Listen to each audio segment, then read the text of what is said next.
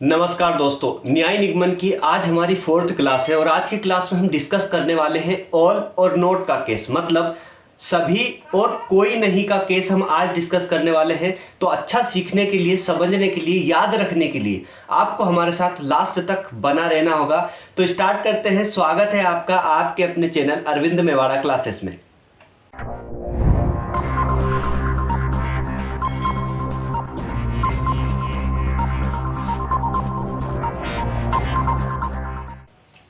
आइए dear friends, हम आज डिस्कस करने वाले हैं ऑल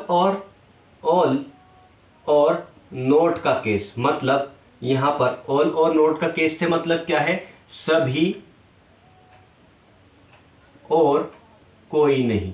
ठीक है, कोई नहीं, ये केस हम आज डिस्कस करने वाले हैं। आज का रूल हमारा होगा दोस्तों यहाँ पर 5वां रूल। कल हमने 4 रूल तक डिस्कस कर लिए थे, आज हमारा होगा 5th रूल। ठीक है, तो 5वां रूल आज हम देखने वाले हैं। तो 5वें रूल में दोस्तों मैं आपको सबसे पहले समझाता हूं, उसके बाद में आपको लिखकर बता देता हूं कि क्या क्या कंडीशन लगती है, क्या क्या होता है और क्या क्या हमें करना होता है। तो सबसे पहले मैं आपको समझा देता हूं। आज भी हम 2 रूल डिस्कस करेंगे। किस पे? ऑल और नोट के केस में 2 रूल है, 2 सब रूल है, उनको डिस्कस करेंगे। तो दोस्तों यहाँ पर सबसे पहले कथन लिख लेते हैं। ठीक है, तो मैंने यहाँ पर लिख लिया कथन। कथन के बाद में हमें निष्कर्ष पर पहुंचना होता है, तो निष्कर्ष यहाँ पर लिख लेंगे हम। ठीक है, निष्कर्ष के पहले हमें डायग्राम पर पहुंचना होता है। अच्छा, एक बात और है यहाँ पर कि कथन और निष्कर्ष तो एग्जामिनर देकर रखता है, लेकिन डायग्राम नहीं, डायग्राम हमें बनाना पड़ता है। ठीक है, अब दोस्तों यहाँ पर कथन है पहला। ठीक है, अभी तक मैं 2 कथन से बताता चल रहा हूं। और हाँ, कल मैंने आपको बताया था कि जब भी नोट का केस आएगा तो नोट के केस में अगर संबंध नहीं होगा तो हम आइदर और की कंडीशन लेंगे, और संबंध होगा तो हम आइदर और की कंडीशन नहीं लेंगे, वो सही हो जाएगा। ठीक है,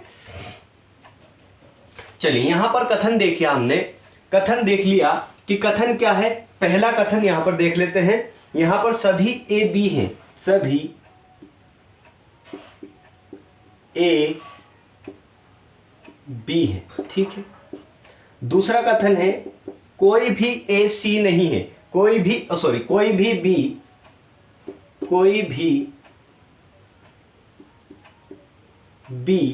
सी नहीं है, कोई भी बी सी नहीं है, सी नहीं है। 2 कथन हमारे पास आ गए हैं। अब इन कथन के बेस पर हमें डायग्राम बनाना है। ठीक है, वेन डायग्राम हम बनाएंगे। तो वेन डायग्राम कैसा बनेगा दोस्तों? यहां पर सभी ए बी है, ये चीज तो हमें क्लियर हो गई। तो सभी ए बी है, सभी ए बी का डायग्राम मैंने बना दिया, सभी ए बी है। ठीक है, यहां पर डायग्राम बन गया, सभी ए बी है। सेकेंड कथन पर आते हैं। तो सेकेंड में क्या लिखा है? कोई भी बी सी नहीं है, कोई भी बी सी नहीं है, मतलब यहां पर डायग्राम बनेगा यहां पर सी। ठीक है, और यहां पर डायग्राम बनेगा दोस्तों कोई भी बी सी नहीं है, मतलब इसका कनेक्शन नहीं है, कोई भी बी सी नहीं है। ये बात आपको क्लियर हो चुकी है। जब भी नहीं का ऑप्शन दिया जाए, जैसे मान लीजिए कोई भी बी सी नहीं ऐसा दिया है, तो यहां पर क्रॉस का निशान लगाते चलेंगे। क्रॉस का निशान लगाने से हमें एक फायदा होगा कि इनके बीच में क्या रिलेशन है, क्या नहीं रिलेशन है, वो चीज हमें यहां पर समझ में आ जाएगी। तो दोस्तों अब निष्कर्ष की ओर चलते हैं। यहां पर लिखा है कुछ, निष्कर्ष लिखा कुछ ए सी है। ठीक है, कुछ ए सी है, और यहां पर लिखा है कोई भी ए सी नहीं है, कोई भी ए सी नहीं है। ठीक, कोई भी ए सी नहीं है। अब दोस्तों निष्कर्ष पर पहुंचे हम, तो निष्कर्ष में हमें यह फाइंड आउट करना होता है कि इसमें से कौन सा निष्कर्ष हमारा राइट होगा, कौन सा निष्कर्ष हमारा सही होगा। तो यहां पर दोस्तों हमने देखा कि कुछ ए सी है, यहां पर लिखा है कुछ ए सी है। क्या कुछ ए सी है? नहीं होगा। क्यों नहीं होगा? क्योंकि सारे ए बी हैं और कोई भी बी सी नहीं है। सारे ए बी हैं और कोई भी बी सी नहीं है, तो इसका मतलब कोई भी ए सी नहीं होगा।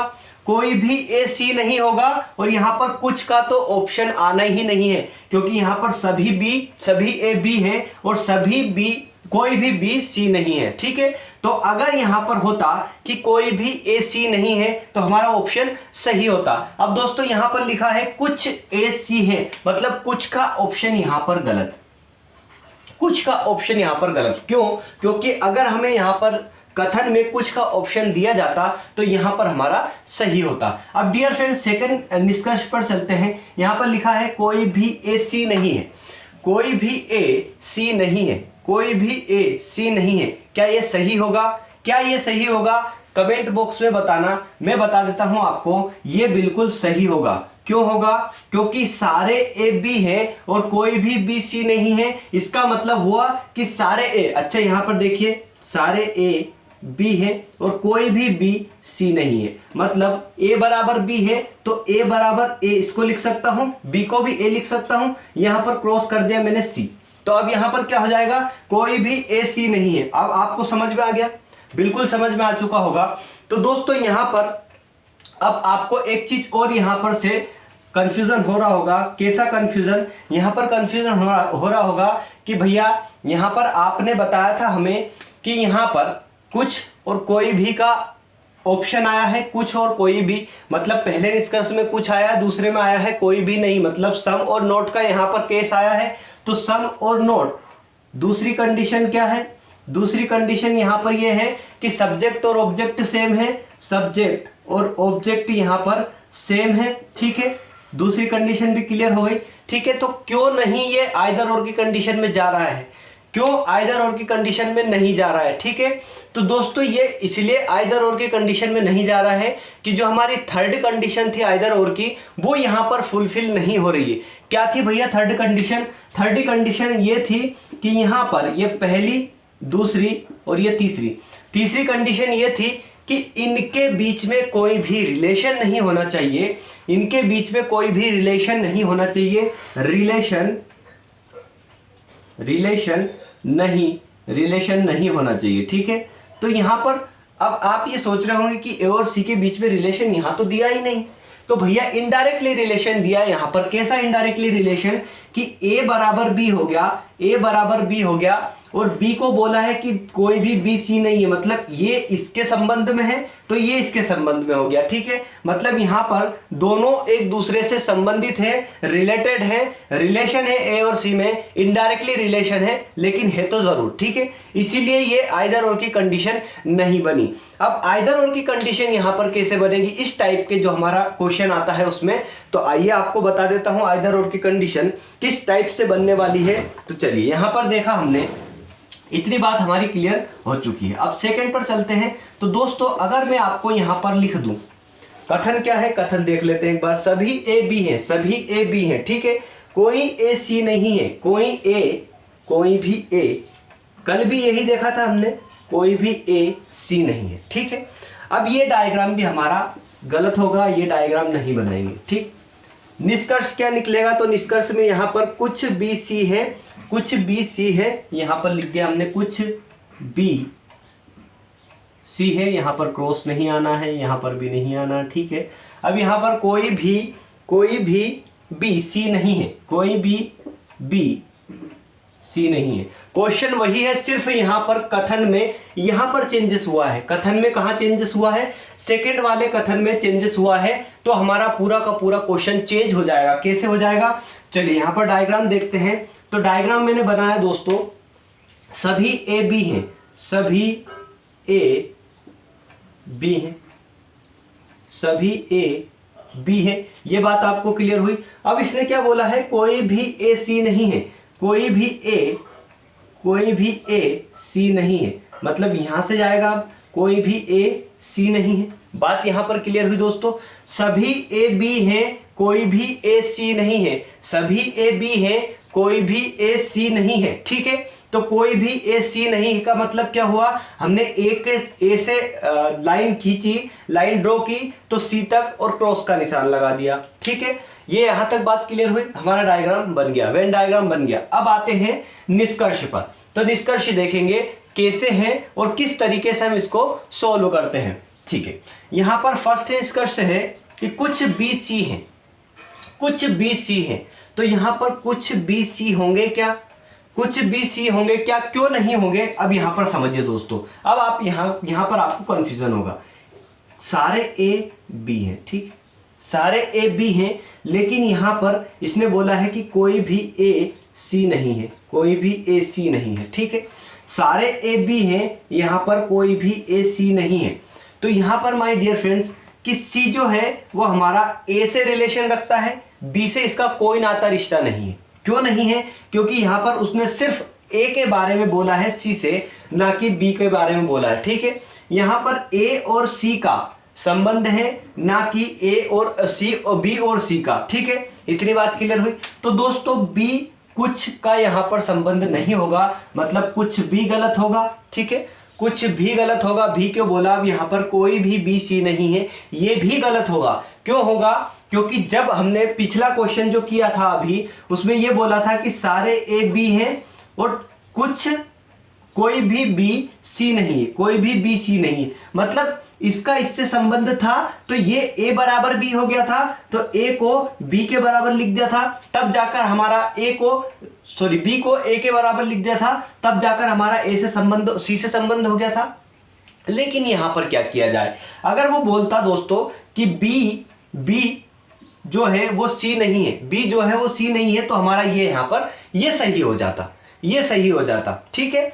लेकिन यहां पर थोड़ा सा रॉन्ग है, तो ये जो हमारा सेकंड निष्कर्ष है वो हमारा गलत होगा डियर फ्रेंड्स। तो अब आपको समझ में आया कि सेकंड क्वेश्चन में हमने क्यों गलत किया और फर्स्ट क्वेश्चन में हमने क्यों सही किया था, ये बात आपको क्लियर हो चुकी है। अगर नहीं हुई हो दोस्तों तो मैं आगे अब क्या करता हूं, सबसे पहले यहां पर मैंने आपको समझाया 5वां रूल, और ये जो था ये 6th रूल था, 6ठा रूल था, ठीक है। मैं क्या करता हूं, जब भी आपको समझाता हूं तो रूल पहले समझाता हूं, उसके बाद में लिखकर पूरा डिटेल में बताता हूं आपको, वहां से लिखे हुए में ज्यादा समझ में आ जाता है। यहां पर से भी समझ में आ चुका होगा, क्योंकि मैंने आपको इतना अच्छे से एक्सप्लेन किया है, कहीं और नहीं मिलेगा दोस्तों ऐसा एक्सप्लेनेशन, ठीक है।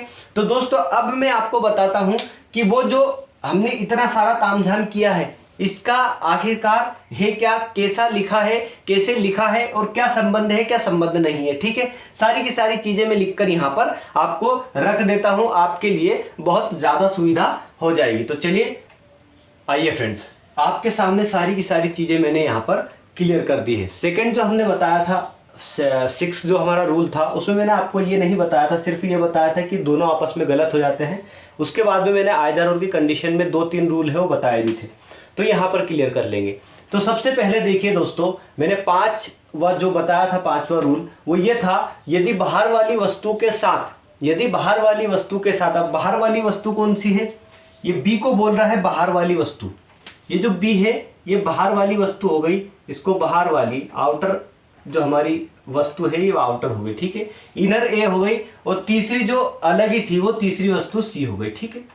अब दोस्तों यहां पर यदि बाहर वाली वस्तु के साथ तीसरी वस्तु का कोई नहीं का संबंध है, बाहर वाली मतलब बी के साथ में तीसरी वस्तु मतलब सी का कोई नहीं का संबंध है, तो अंदर वाली वस्तु के साथ भी कोई नहीं का संबंध होगा, अंदर वाली वस्तु के साथ भी कोई नहीं का संबंध होगा। यहां से हमने इतना देख लिया, हमने क्वेश्चन देखा था, वही का वही क्वेश्चन यहां पर लिख लिया मैंने, और यहां क्वेश्चन लिखा है कुछ ए सी है, कुछ ए सी है, ये तो गलत होगा, लेकिन कोई भी ए सी नहीं है। यही तो बोला है हमारे कथन में, यही तो बोला हमारे रूल में, क्या बोला है कि अगर तीसरी वस्तु का बाहर वाली वस्तु के साथ कोई नहीं का संबंध है, तो अंदर वाली के वस्तु के साथ भी तीसरी वस्तु का कोई नहीं का संबंध होगा, तो मतलब ये हमारा सही हो जाएगा। यहाँ पर आइदर और की कंडीशन नहीं लगेंगे, जबकि यहाँ पर सब्जेक्ट और ऑब्जेक्ट भी सेम है। एक निष्कर्ष में कुछ दिया है, एक निष्कर्ष में नो दिया है, मतलब कोई नहीं दिया है, तब भी नहीं लगेगी। क्यों नहीं लगेगी, क्योंकि यहाँ पर रिलेशन दिया है, ठीक है।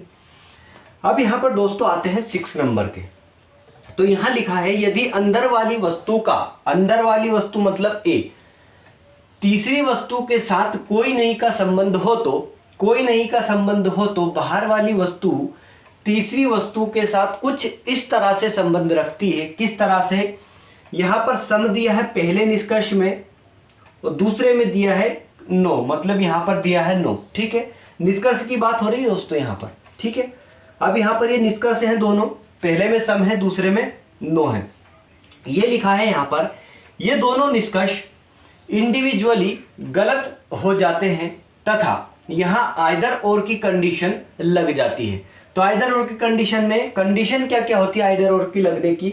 अब दोस्तों हमने क्वेश्चन देखा था, यहाँ पर कथन था सभी ए बी है, कोई भी ए सी नहीं है। हमने यहाँ पर डायग्राम बना लिया, ठीक है।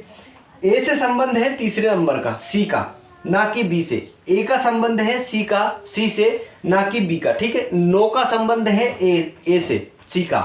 तो यहाँ पर निष्कर्ष लिखा दोस्तों, कुछ बी सी है, कुछ बी सी है, यहाँ पर बी और सी का कोई संबंध नहीं है। तो यहाँ पर ये चीज हमारी गलत हो जाएगी, ये चीज क्या हो जाएगी? गलत हो जाएगी, ठीक है। सेकंड क्या है? कोई भी बी सी नहीं है। अब यहाँ पर कोई भी ए सी नहीं का हमें कथन दिया है, ना कि बी का दिया है। यहाँ पर सिर्फ बी का इतना रिलेशन है कि ए और बी ये दोनों सभी ए और बी है, मतलब ए बराबर यहाँ पर बी है। बात यहाँ पर क्लियर हुई दोस्तों? चलिए, इतनी बात आपको समझ में आ चुकी है। अब नोट का संबंध ए से नहीं होगा। क्यों नहीं होगा? क्योंकि अंदर वाली वस्तु के साथ जब भी तीसरी वस्तु का नोट का संबंध होगा तो बाहर वाली से उसका कोई रिलेशन नहीं होगा। तो मतलब यहाँ पर ये भी गलत हो जाएगा। अब ये दोनों गलत हो गए, अब क्या होगा? अब गलत होने के बाद में ये जो कंडीशन है आइदर और में चली जाएगी। कैसे चली जाएगी? पहले निष्कर्ष में या तो सम होना चाहिए या फिर नोट होना चाहिए, ठीक है। या फिर दूसरे निष्कर्ष में सम होना चाहिए या फिर नोट होना चाहिए, ठीक है। इतनी बात क्लियर हुई आपको? ये पहली कंडीशन है, तो पहली कंडीशन हमारी फुलफिल होगी। किसकी कंडीशन है ये है आइदर और में जाने वाली कंडीशन। सेकेंड कंडीशन क्या है? सब्जेक्ट और ऑब्जेक्ट दोनों में सेम होना चाहिए। यहाँ पर सब्जेक्ट और ऑब्जेक्ट क्या है? सब्जेक्ट और ऑब्जेक्ट है, सब्जेक्ट है बी और ऑब्जेक्ट है यहाँ पर सी। तो ये दोनों क्या है? सेम है। ये बात भी क्लियर हुई, मतलब ये हमारा सेकंड नंबर का कंडीशन है, ये भी फुलफिल हो गई। थर्ड नंबर की कंडीशन क्या बोलती है? थर्ड नंबर की कंडीशन बोलती है कि इनके बीच में कोई भी रिलेशन नहीं होना चाहिए, कोई भी रिलेशन नहीं होना चाहिए। क्या बी और सी के बीच में यहाँ पर रिलेशन दिया है? बिल्कुल नहीं दोस्तों। तो ये कंडीशन भी हमारी फुलफिल हो गई। अगर ये तीनों कंडीशन हमारी फुलफिल हो रही हैं तो ये जो कंडीशन है ये आइदर फर्स्ट निष्कर्ष और सेकेंड निष्कर्ष अनुसरण करता है, अनुसरण करता है। इतनी बात आपको समझ में आ चुकी होगी दोस्तों। मैंने जितनी भी क्लास यहाँ पर ली है रीजनिंग की, उसमें सब में मैंने आपको बिल्कुल एग्जाम्पल के साथ में मैंने आपको रूल क्लियर करवाए हैं। अब आगे जो रूल आने वाले हैं दोस्तों बहुत ही शानदार, और उसको बोलते हैं पॉसिबिलिटी का रूल। और पॉसिबिलिटी का रूल इतना ज़बरदस्त होता है माय डियर फ्रेंड्स, इतना ज़्यादा कन्फ्यूजन होता है, लेकिन इंटरेस्ट भी सबसे ज़्यादा वहीं पर होता है और सबसे ज़्यादा इजी भी वही है। लेकिन आपको समझने की ज़रूरत है। सिर्फ अगर आपने वो कॉन्सेप्ट अच्छे से समझ लिया तो आपको इसके जैसे वहाँ पर भी बिल्कुल दिक्कत नहीं आएगी। तो दोस्तों ये थी हमारी आज की क्लास। अगर आपको वाकई समझ में आया है तो लाइक कर देना। अगर आप मेरे चैनल पर नए हैं और आप सीखना चाहते हैं अच्छे अच्छे टॉपिक्स और सारे के सारे मतलब मैथ्स और रीजनिंग और जीके, तो चैनल को सब्सक्राइब कीजिए, बेल आइकन को प्रेस करके ऑल पर क्लिक कीजिए, जिससे मैं जितने वीडियो आगे आने वाले अपलोड करूंगा उनका नोटिफिकेशन सबसे पहले आपके पास पहुंचेगा। तो लास्ट तक वीडियो देखने के लिए आपका बहुत बहुत धन्यवाद। आपका दिन शुभ हो, मंगलमय हो। जय हिंद, जय भारत।